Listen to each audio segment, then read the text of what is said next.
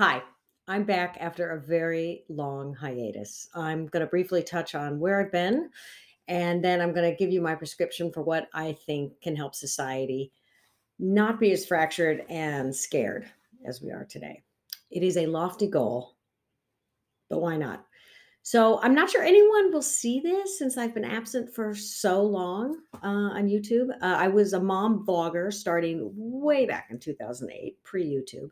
My cool mom videos later migrated to YouTube after YouTube became a thing. But before that, I was the first comedic mom vlogger, I've been told. Certainly one of the first. I really enjoyed the days of making the videos when my kids were little, and I worked with some wonderful people doing so. And I stopped when the monetization became more difficult. Again, looking at you, YouTube. And as my children were getting older, it also became problematic to balance my Irma Bombeck style, let me tell you about my wacky family comedy with their privacy. Then later, my marriage hit some rocks. So I couldn't really talk about that. And during the pandemic, I tried to do some best of themes, make new intros, and show some of my favorites from Cool Mom. And the idea was that then I would start making some new videos on subjects that were relevant to my present life. But then something dreadful happened. My husband, Mark Peel, was diagnosed with stage 4 cancer, and he was gone 9 days later. Our children were 12 and 15 at the time. I was shattered, and I could say a lot about the grief journey my children and I have been through these last almost 2 years, but it is still too hard to do so. Um, when I came up with the idea of what would later be known as Cool Mom, it was because as a mother of a young child, my daughter at the time, I felt lonely. The first year of my daughter's life, I purposely didn't work. I wanted to connect with mothers, other mothers at that time when I went online in search of companionship and camaraderie, I found very sanitized how to things to buy, advice, take a nap when your baby takes a nap, stuff like that. But I wanted to joke with moms. I wanted to say things like, hey, sometimes spending my time with my baby is effing boring. And that following a toddler as they pick up every rock on the sidewalk is not really intellectually stimulating. I'm, you know, the whole tummy time thing. I mean, how freaking long is that gonna? Okay, you tried it. Still didn't like it. All right, let's move on. And I remember my older sister told me that when she had her son, the View was brand new, and she would say, "At 10 a.m., I see my friends." So, lonely new moms, it's not new. But of course, the internet was new. So, Cool Mom and Momversation were born. Momversation was a spinoff, more successful spinoff of Cool Mom. It was even a bigger hit. And all of us mom bloggers on that, we went on to Oprah, and I met fantastic mom bloggers, some of whom I'm still friends with. And I worked again in television as a host. I had another kid, my son, and it was a lot of good times. Cut to montage, cut to lockdown. So now we're all stuck at home, like a new mom. We all become lonely. There are a ton of online outlets for dialogue and communion, and the democratization of entertainment is a positive advent in many respects. However, the critique of the dominance of social media does have merit, that we are farther apart than before we had all these screen options. We are no longer in lockdown, but the silos we hid in are hard to breach. So now, like a lot of middle aged people, I'm at a crossroads. I have been for a while. I defined myself in my marriage for many years, and now that's gone. And I had a fulfilling career for years, in my case, broadcasting and radio, television. Um, then did restaurants with my husband. But a couple of years before the pandemic, two things occurred. The business changed. The general improv savvy host jobs that were going that I'd always gotten were going away. Celebrity host or no host was the norm. Also, I had made a conscious decision years before to put more effort into my husband's career than my own. More about that decision another time. And because of that, I didn't keep up contacts or hustle the way one must as a creative professional. So my career became more as a culinary professional, as my husband was a chef. And I did get my own Food Network show. And I also ended up later during lockdown doing sales and marketing for a company in the agricultural industry, which was interesting and did put me in touch with the entire life cycle of food.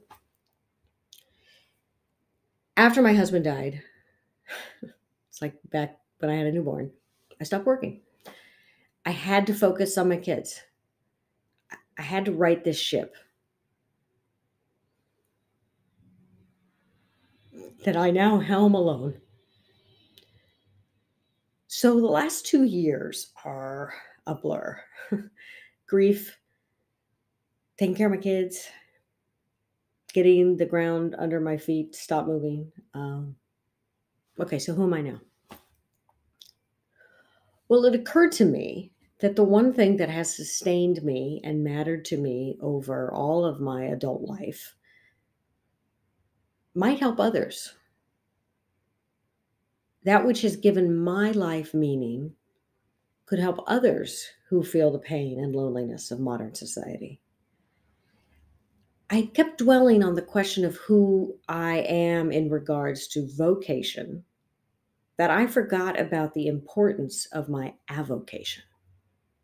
My avocation has helped me and it can help others. We're all horrified by the recent shootings of people who did normal human behavior, knock on the door of a house, pull into a driveway. It makes people think, I'll just stay online, thanks. But I'm going to ask you not to do that because my avocation is community building, not being anonymous in an anonymous world. It started when I was an RA in college. I had to look out for my classmates. I enforced some rules and I helped create events that brought us together. And most of these kids had never been away from home. I'm very grateful to UC Santa Cruz and Kresge College for giving me that opportunity. We didn't call them RAs, we were CAs. We were community assistants. It not only helped me because I got housing in exchange for this job, which was important because I was a financial aid kid. More importantly, it gave me a life skill and a way to see life differently. At the end of my sophomore year, I fell off a rope swing, as one does. And I was totally sober. I fractured my pelvic bone. Anyway, I was laid up in the school infirmary. And prior to the fall, I'd been kind of down in the dumps. I wanted to transfer. The dating thing had some bumps. It was raining all the time. But while I was in the infirmary, I was stunned by the outpouring of people who came to visit, bring flowers, leave cards. People who said I mattered to them, that I had helped them. Uh, I found out that for my junior year, I was going to be promoted. Instead of assisting the CAs as I had in my sophomore year, I would now be a CA to take charge of my own building. And I gave up the idea of transferring or moving off campus. And instead, I really doubled down on the community. And I had a great year. And this cemented for me a lifelong avocation. Cut to the present day, my commitment to my avocation continues. I was the president of my neighborhood association for 8 years. I was on the neighborhood council for 2 years. Mayor Garcetti appointed me to the Central Area Planning Commission, where I was the vice president for 4.5 years, all volunteer. This was while I was working in TV or radio or starting restaurants with my husband, raising children. Not to mention the many hours I volunteered at my kids' school too, also for Meals on Wheels now. Right now, I'm helping to bring back our neighborhood block party. It's the first time since the pandemic, and it's difficult. I and others have forgotten how to do this. I had to knock on doors and ask for signatures to get the permit to close the street for the event, which I dreaded. I didn't think I'd be shot at, but I was still nervous. We were told to stay away from each other, and we all listened. We all got really messed in the head. But everyone I spoke to was nice, and most were very excited about the coming event. And I'd love to see a world full of community gatherings. But let's start small. Do you know the names of your neighbors? When you go for a walk on the street where you live, do you look people in the eye and say hello or smile? Just try that. Now, if you have a dog or a baby, that's an instant icebreaker and hugely helps connection.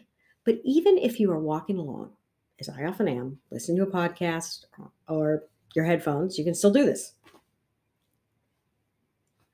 when someone passes you. You have just helped that person be anchored in this world. You have seen them and they have seen you.